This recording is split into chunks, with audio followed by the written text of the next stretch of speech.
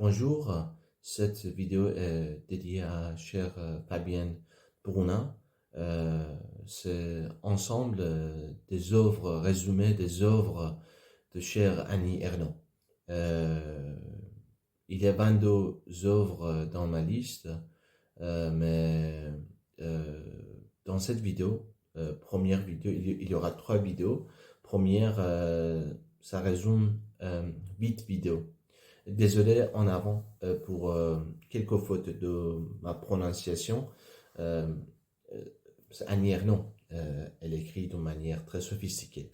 Alors, premièrement, Les Armoires vides, 1974, raconte l'histoire de Denise Lezure, une jeune femme issue d'un milieu ouvrier qui a réussi à entrer à l'université à Rouen. L'histoire se déroule en une seule journée, pendant laquelle Denise, enceinte et sur le point de subir un avortement clandestin, replonge dans ses souvenirs d'enfance et d'adolescence à Yvetot, une petite ville de province. À travers une longue introspection, elle revient sur son rapport complexe avec sa mère. La mère, c'est toujours un élément très important dans les œuvres, dans certaines œuvres de chère Annie Ernaux. La honte de ses origines modestes, son ascension sociale à travers les études et la distance qu'elle a peu à peu mise entre elle et sa famille. Elle évoque également la violence symbolique de l'école, le mépris social et le tiraillement entre deux mondes, celui de son enfance populaire et celui de la culture bourgeoise qu'elle cherche à atteindre. Ce roman est une autofiction, une fiction très inspirée de la vie réelle d'Annie Ernaux. À travers Denise Ernaux décrit la violence sociale et intime de l'ascension sociale, notamment pour une femme. Le titre « Les armoires vides » renvoie à un double vide. Le vide matériel de son enfance modeste et le vide existentiel causé par le reniement de ses origines. L'histoire révèle une fracture intérieure. Denise se sent coupable d'avoir voulu fuir son passé et sa famille tout en ressentant une haine pour ceux qu'elle considère comme une culture dominée et méprisée. Elle est à la fois victime et actrice de cette violence.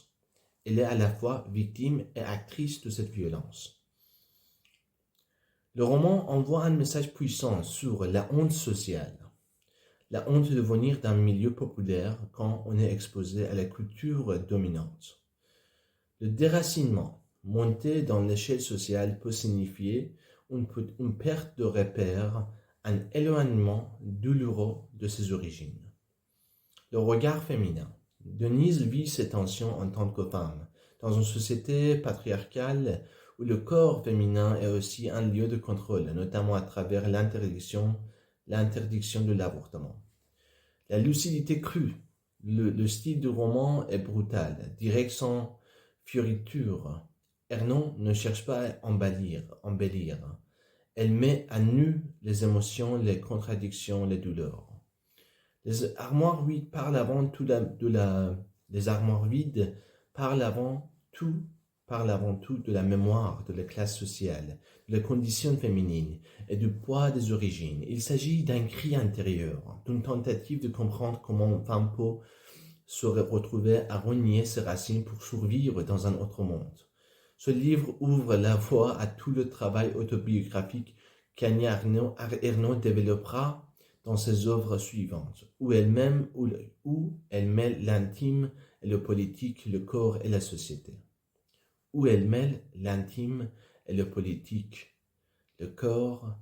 et la société.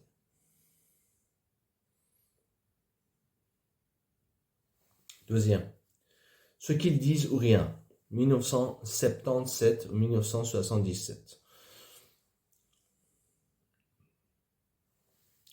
Ce livre, Ce qu'ils disent ou rien, suit le monologue intérieur d'une jeune fille de 16 ans qui se retrouve enceinte après une relation avec un garçon qu'elle a aimé, mais qui semble indifférent à elle. Le roman se déroule à la première personne dans une langue brute et immédiate, épousant le flux de pensée de cette adolescente en proie au doute, à la honte, au désir et à la révolte. Désolé. Elles se sont prises au piège entre ce que les autres disent, la famille, la société, les hommes, et le silence ou l'absence de vérité qu'on lui offre. Elle ne trouve pas de mots pour exprimer sa douleur, ni de place où exister pleinement en tant que jeune femme, ni dans les discours des adultes, ni dans celui des garçons. Ce roman est une plongée dans l'intériorité adolescente féminine, marquée par l'obsession du regard des autres, la sexualité, la solitude et le manque de langage pour dire ce qu'elle vit. Ernaud dresse le portrait d'une jeune fille étrangère à elle-même, dans un monde où le discours masculin et familial domine et où le silence est imposé. Le titre « Ceux qui disent rien » signifie que le choix est toujours dicté par les autres. Soit on obéit aux normes et aux discours dominants, ce qu'ils disent, soit on se tait, on disparaît, ou rien.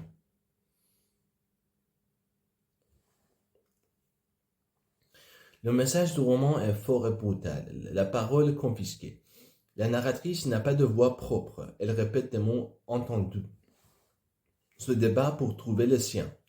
La pression sociale sur les femmes, notamment les jeunes filles face à la sexualité, la réputation, la maternité.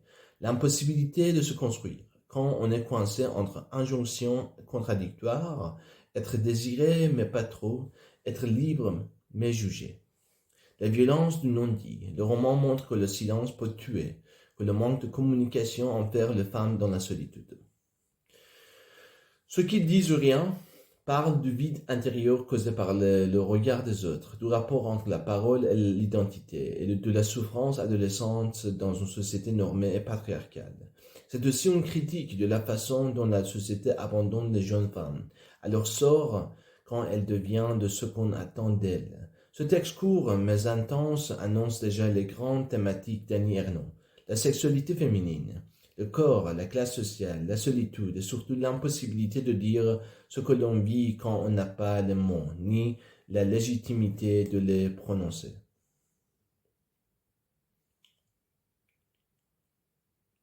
La femme gelée, 1981.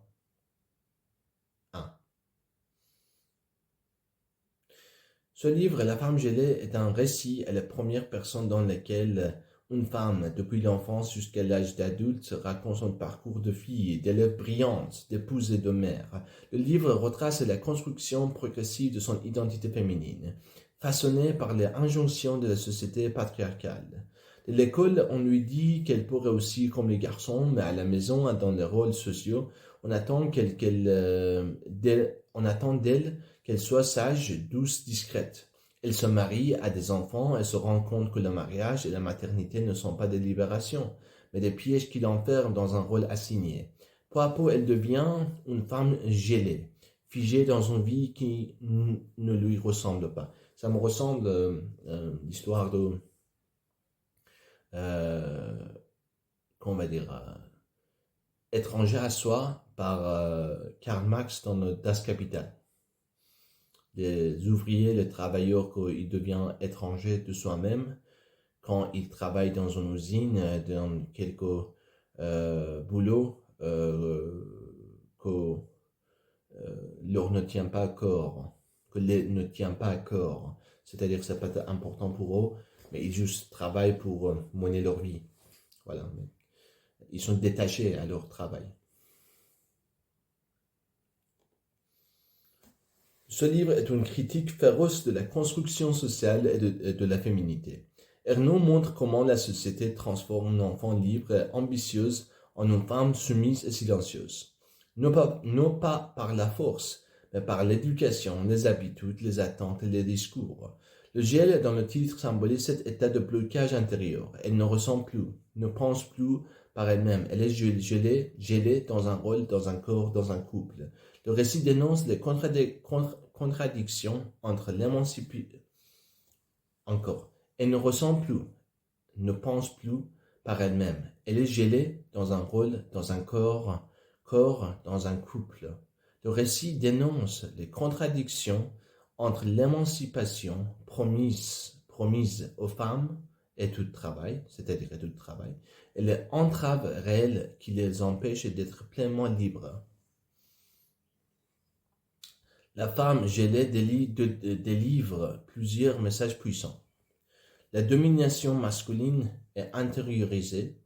La domination masculine est intériorisée dès l'enfance par l'éducation et le langage. Le mariage traditionnel est souvent en prison, où la femme perd sa liberté et son identité. La maternité, loin d'être épanouissante, peut être une charge écrasante quand elle repose uniquement sur les épaules des femmes.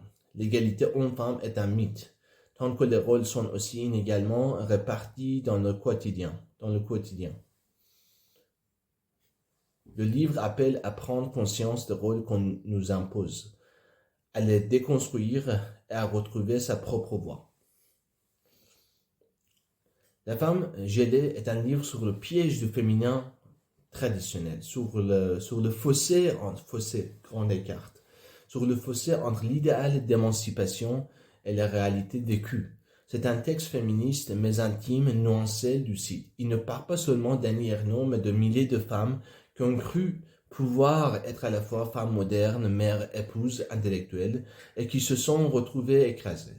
Ce livre met aussi en lumière le silence dans lequel s'enferment tant de femmes, par fatigue, résignation ou pression sociale. Il y a un cri contenu, une tentative de briser le gel par les mots.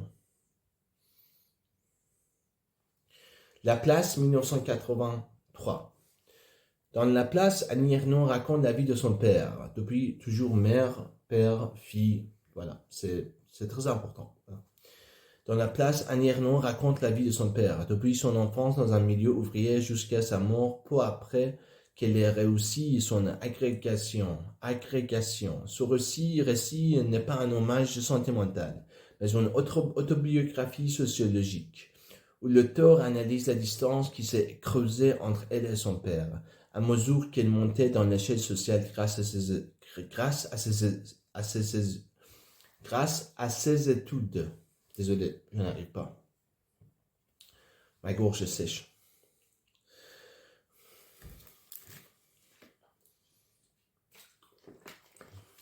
Elle décrit avec précision la vie modeste de ses parents, leurs valeurs, leur langage et leur fierté silencieuse. Ce père qui a quitté l'usine pour tenir un petit café épicerie a toujours voulu que sa fille fasse mieux. Mais une fois que cela arrive, la fille ne peut plus parler comme lui, penser comme lui. Elle a changé de place. D'où ce titre, La place, qui désigne à la fois la place sociale et la place de père dans sa mémoire. La place est un texte sur le déplacement social et la honte de classe.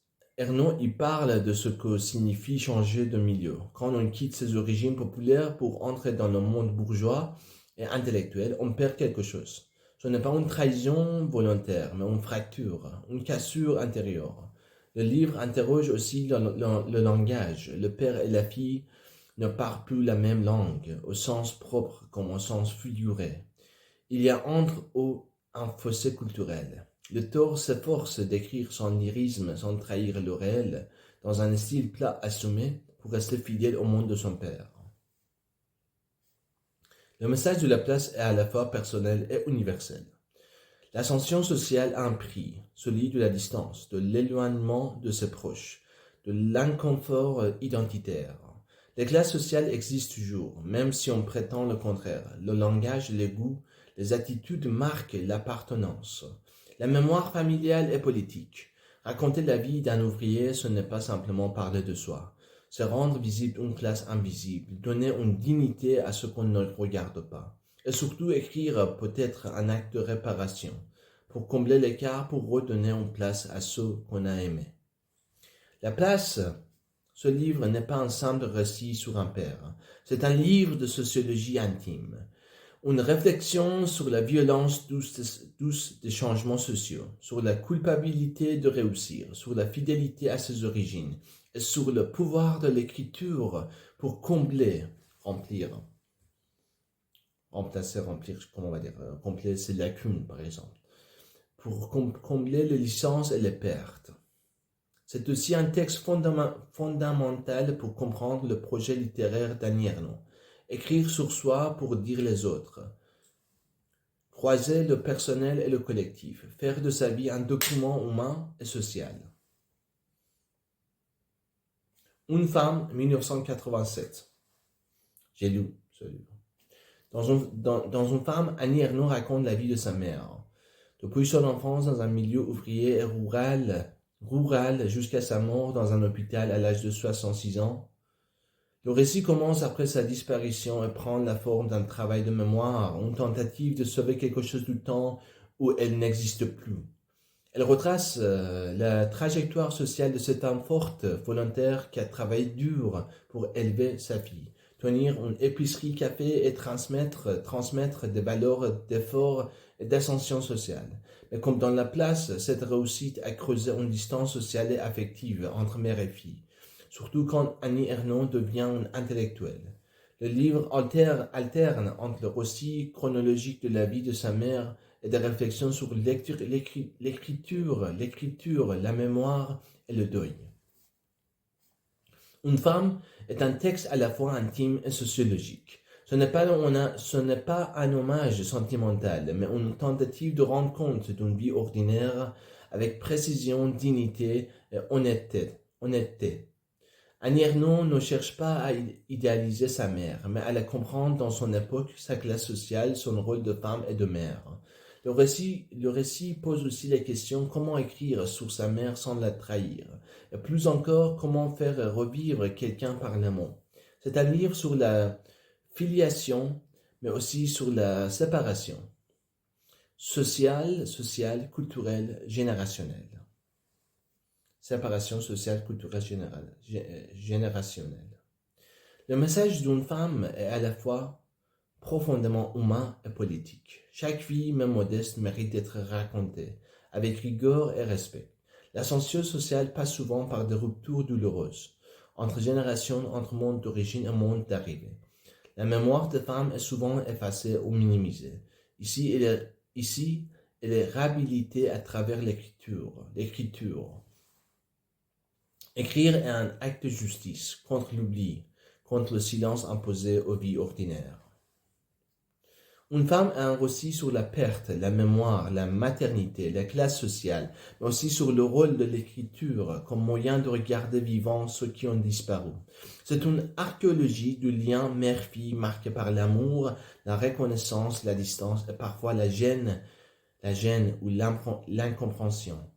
En creux, Annie Ernaux écrit aussi sur elle-même. Parler de sa mère, c'est aussi retracer son propre parcours, sa propre transformation et interroger ce que l'on doit aux femmes qui nous ont précédés.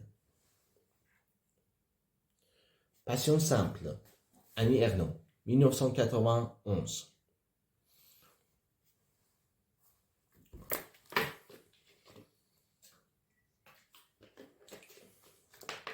Dans Passion simple, Annie Ernaux raconte une histoire d'amour obsessionnel qu'elle a vécu avec un homme étranger, marié, qu'elle désigne simplement par l'initiale A. Pendant un an, elle attend ses appels, ses visites, ses gestes. Tout son quotidien est rythmé par le désir et l'attente, l'obsession. Ce n'est ni une romance classique, ni un récit érotique conventionnel. C'est une exploration brute et lucide de la passion, vécue sans illusion ni détour. Elle part de son abandon total à ce désir, de la manière dont l'homme occupe tout l'espace mental, et comment le sexe devient langage, pouvoir, dépendance. Passion simple n'est pas un roman d'amour, c'est une mise à nu d'un état intérieur. Annie Ernaux tente de rendre visible et visible une expérience universelle, mais souvent méprisée ou jugée, surtout quand elle est vécue par une femme, la passion amoureuse qui consomme. Elle ne cherche pas à se justifier, elle assume la perte de contrôle, la perte de dignité, la soumission au désir. Et surtout, elle cherche à comprendre qu'est-ce que cette passion révèle d'elle-même, de la condition féminine, du rapport au corps, au langage, au temps. Le message de Passion simple est audacieux et libérateur. Les passions ne sont pas frivoles ou honteuses, elles sont profondes, révélatrices de notre être, de notre vulnérabilité, de notre humanité. Le désir féminin mérite d'être exprimé avec la même force et la même crudité que celui des hommes, sans euphémisme ni jugement. Attendre quelqu'un devient un acte existentiel. Le monde entier redéfinie à travers cette attente, cette dépendance. L'écriture permet de reprendre le contrôle, de transformer la perte en lucidité, la douleur en œuvre. Passion simple, un livre de courage. Il part de l'amour non partagé, ou mal équilibré, l'expérience du corps comme lieu de vérité, la solitude intense qui naît d'une passion à sens unique, la dépossession de soi par le désir, la dépossession de soi par le désir, et en même temps la tentative de se réapproprier cette expérience par l'écriture. Ce texte est aussi féministe dans son essence. Il donne à voir ce que les femmes vivent souvent en silence dans l'ombre et le hisse au rang de sujet littéraire. Je ne suis pas sorti de ma nuit, 1997, voilà. Je ne suis pas sorti de ma nuit est le journal intime tenu par Annie Ernaux pendant la maladie d'Alzheimer de sa mère, qui l'accompagne dans ses derniers mois de vie. On y suit le déclin progressif de cette femme autrefois forte, indépendante, énergique. Déjà décrite dans une femme jusqu'à la perte de mémoire du langage, de la dignité physique et mentale. Le livre couvre les années 1983 à 1986, de l'entrée en maison de santé jusqu'à la mort. C'est un témoignage cru, douloureux et fragmenté, écrit dans l'urgence, parfois dans le désespoir, souvent dans la lucidité. Je ne suis pas sorti de ma nuit n'est pas simplement un journal de deuil. C'est un texte sur la déchéance physique et mentale qui bouleverse le rapport mère-fille, la perte de l'identité et ce que signifie être humain quand on perd la mémoire et le langage. Le regard social sur la vieillesse, la folie, la mort et la manière dont la société isole les malades. L'impuissance des proches. Tiraillé entre amour, culpabilité, colère et souffrance. En arrière-plan, le titre « J'en suis pas sorti de ma nuit » exprime cette nuit intérieure, ce désespoir prolongé qui hante Ernaux après la disparition de sa mère. L'écriture elle-même devient un combat contre l'oubli, une tentative de retenir ce qui s'efface. Le message est puissant, intime et universel. La maladie d'Alzheimer n'efface pas seulement la mémoire du malade, mais aussi la relation et les repères de l'entourage. Parler de la déchéance d'un proche, c'est aussi refuser la honte et le silence autour de la vieillesse et de la mort. L'écriture devient une forme de résistance contre la disparition, contre l'indifférence, contre la douleur muette. Le lien mère-fille, même brisé par la maladie, reste fondateur, conflictuel, indélébile, voilà. C'est un livre sur la fin de vie, sur la mémoire comme fondement de l'identité, sur la douleur d'aimer quelqu'un qui n'est plus tout à fait là. C'est aussi un texte sur le courage d'écrire l'irréprésentable. C'est aussi un texte sur le courage d'écrire l'irréprésentable, de regarder la souffrance en face, sans phare, F-A-R-T. Ernaux y montre la limite des mots, mais aussi leur nécessité absolue pour traverser la nuit de l'épreuve. La honte 1997.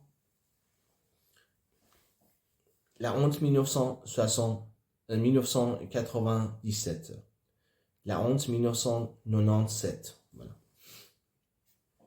Dans La honte, Annie Ernaux revient sur un événement marquant de son adolescence. Adolescence, mère, fille, fils, père, voilà. Dans La honte, Annie Ernaux revient sur un événement marquant de son adolescence. À l'âge de 12 ans, elle voit son père tenter de tuer sa mère avec un couteau. Wow. Un dimanche de juin 1952. Cet acte de violence familiale jamais reparlé ensuite va devenir un traumatisme silencieux et le point de départ d'un sentiment profond et durable de honte.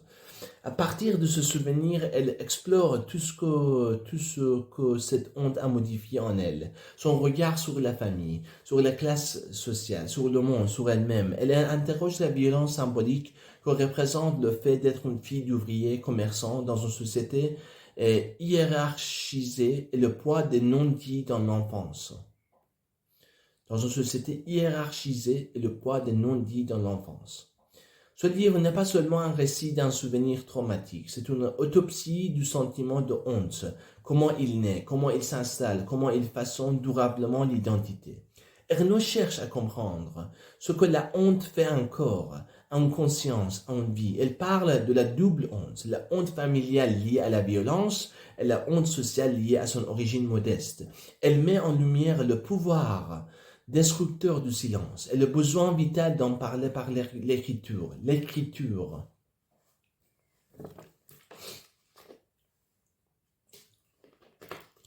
Le message est à la fois intime et universelle. La honte n'est pas individuelle, elle est construite socialement. Elle vient du regard des autres, des normes sociales, des jugements implicites. Ce que l'on vit dans l'enfance reste inscrit en nous, même si personne n'en parle. Le silence des adultes peut être plus violent que les mots. Le silence des adultes peut être plus violent que les mots. Écrire la honte, c'est s'en libérer. Ce livre est une tentative de désamorcer la violence du passé par l'analyse, la lucidité et la mémoire. La honte féminine et la honte de classe sont souvent liées. Elle nous montre comment être une fille dans une famille populaire peut renforcer un sentiment d'infériorité. La honte parle de la mémoire traumatique, de la condition sociale, de la difficulté d'assumer ses origines. C'est aussi une réflexion sur l'adolescence, sur le passage de l'enfance au monde adulte et sur le poids des déterminismes sociaux et familiaux. Ernaud y combine le récit autobiographique et la sociologie personnelle avec une grande finesse. C'est une œuvre de transformation du vécu intime en matière littéraire et politique. Fabien Bournin, Annie Ernaux.